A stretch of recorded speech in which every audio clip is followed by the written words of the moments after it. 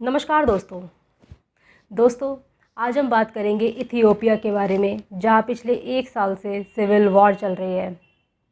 ये वॉर तब स्टार्ट हुई जब इथियोपिया के प्राइम मिनिस्टर ने इथियोपिया के नॉर्थ का रीजन यानी टिग्रे को रूल करने वाली पार्टी टिग्रेन्स पीपल्स लिबरेशन फ्रंट को क्रश करने के लिए ट्रूप्स भेजे थे। तब से लेकर अब तक इथियोपिया के बहुत सारे शहर कभी इस रिबेल ग्रुप के अंडर में आ जाते हैं तो कभी गवर्नमेंट के अंडर में। ट्रूप्स भेजने के कुछ ही दिनों बाद एबी अहमद ने टिग्रे की कैपिटल को अपने कब्ज़े में ले लिया और जीत डिक्लेयर की। हालांकि ये इल्यूजन साबित हुआ क्योंकि टिग्रेन्स की आर्मी हारी नहीं थी बल्कि पहाड़ों में जाकर छुप गई थी। जून के महीने में वो वापस आई और इथियोपिया की आर्मी को हरा दिया। नवंबर के महीने तक तो वो इथियोपिया की नेशनल कैपिटल के 160 किलोमीटर तक की रेंज में पहुंच गए थे। उस टाइम पे एम्बेसीज ने अपने स्टाफ को इवैक्यूएट किया और अपने अपने सिटीजन्स को इथियोपिया छोड़ के जाने को कहा। पर टीपीएलएफ की फोर्सेस यहीं तक सीमित रह गईं और बाद में एबी अहमद की फोर्सेस ने उन्हें पीछे ढकेल दिया।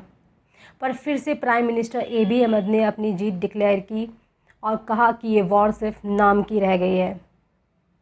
हालांकि ये डिक्लेरेशन प्रीमेच्योर हो सकता है क्योंकि टीपीएलएफ ने जवाबी हमला किया है। उनको लॉसेस ज़रूर हुए हैं पर कुछ ही जगहों पर, बाकी जगहों में उनके ट्रूप्स ने फिर से अपनी पुरानी टैक्टिक्स को अपना लिया है, गोरिल्ला वॉर टैक्टिक्स। इसी वॉर टैक्टिक्स के चलते 1980s में टीपीएलएफ के उस टाइम के लीडर्स ने इथियोपिया के डिक्टेटर को हराया था। अपनी बची हुई फोर्सेस के दम पे टीपीएलएफ इथियोपिया की आर्मी को नुकसान पहुंचा सकता है और उसके इम्पोर्टेंट शहरों पे दोबारा से कब्ज़ा कर सकता है। पर इन सब के बाद भी टीपीएलएफ बैकफुट पर है। अमारा और अफार सिटीज़ को कैप्चर करने के बाद उनकी स्ट्रेंथ ज़रूर बढ़ी थी और फ्यूल, फूड और वेपन्स की सप्लाई में हेल्प मिली थी। पर फिर भी टीपीएलएफ गवर्नमेंट के लगाए हुए ब्लॉकेड को हटा नहीं सका और जुलाई से लेकर अब तक इस रीजन को यानी टिग्रे को सिर्फ 10% ही फूड सप्लाई हो पाई है। एक और लोग जहां मर रहे हैं, दूसरी तरफ टीपीएलएफ के पास टाइम नहीं है। अगर उसे वॉर में बने रहना है तो उसे इस ब्लॉकेड को हटाना ही पड़ेगा। वही गवर्नमेंट के पास देखेंगे तो बहुत सारे एडवांटेजेस हैं। टिग्रेन्स की बात करें तो वो माइनॉरिटी में है और पूरे इथियोपियन पॉपुलेशन का सिर्फ 7% बनाते हैं। एक और जहां टीपीएलएफ की फोर्सेस काफ़ी कम हो गई हैं, दूसरी तरफ एबी अहमद के कहने पर इथियोपिया के लोगों ने काफ़ी नंबर्स में आर्मी ज्वाइन की है। बहुत सारे देशों से उसे मदद मिल रही है जैसे यूएई, ईरान, चाइना और टर्की। इसकी मदद से उसके पास बहुत सारे ड्रोन्स और हाई टेक्नोलॉजी वेपन्स आ चुके हैं। इथियोपिया की गवर्नमेंट को जाने वाले इन ड्रोन्स के चलते टीपीएलएफ की वेपनरीज को भी काफ़ी नुकसान पहुंचा है। जैसे कि गवर्नमेंट के एक ऑफिशियल ने कहा था कि ड्रोन के चलते सारा खेल उनके फेवर में हो गया है। यूरोपियन यूनियन का मानना है कि फॉरेन इंटरफेरेंस के चलते इथियोपिया सीरिया जैसा बन सकता है। ईरान और यूएई आपस में दुश्मन है पर फिर भी इथियोपिया की गवर्नमेंट का साथ देते हैं।